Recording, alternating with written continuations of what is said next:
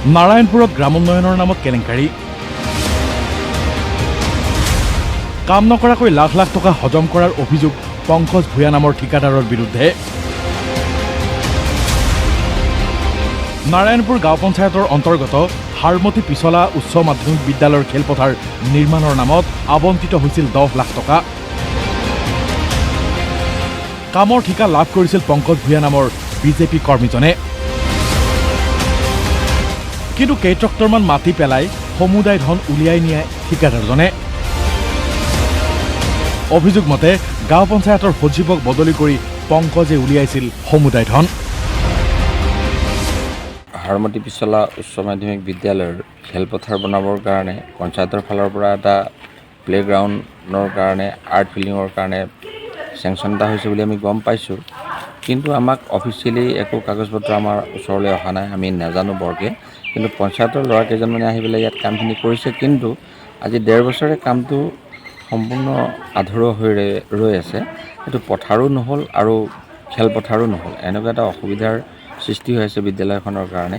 গতিকে পৰাপক্ষত এই কামটো সোনকালে হৈ উঠাহেঁতেন স্কুলৰ কাৰণে মংগলজনক হ'লহেঁতেন বুলি আমি ভাবোঁ কলগাছিয়াৰ গুইলেজা পঞ্চায়ততো ব্যাপক দুৰ্নীতি কাম নকৰাকৈ হজম 12 আঁচনিৰ প্ৰায় 30 লাখ টকা 37 নং গুইলেজা গাঁও পঞ্চায়তৰ যিখিনি আমাৰ ষ্টাফ আছে বিভিন্ন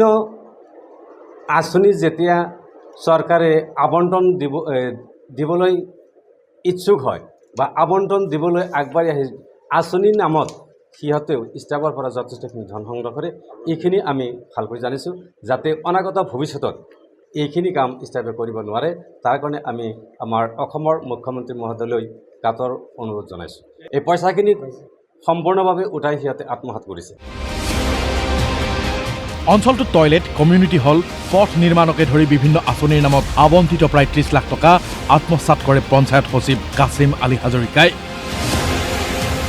আমাৰ গুইলেজা গাঁৱৰ বিভিন্ন আঁচনিৰ নামত ধন আবণ্টন দি সেই টকাখিনি কোনো ধৰণৰ কাম নকৰাকৈ আত্মসাৎ কৰিছে আমি বিশেষ সূত্ৰে গম পাই এই অভিযোগটো আনিছোঁ ইতিমধ্যে বৰপেটা জিলা আয়ুক্ত মহোদয়ক আমি অভিযোগ দাখিল কৰিছোঁ ব্যক্তি মানে কি ইয়াতে আমি যি দেখা পাইছোঁ পঞ্চায়তৰ যিটো ফাণ্ড এইটোৰ ডাইৰেক্টলি পঞ্চায়তৰ সচিবৰ নামত আহে কাছিম আলী হাজৰিকা এইটো গুইলেজা গাঁও পঞ্চায়ত আগৰ 60 নং আছিলে 60 নং গাঁও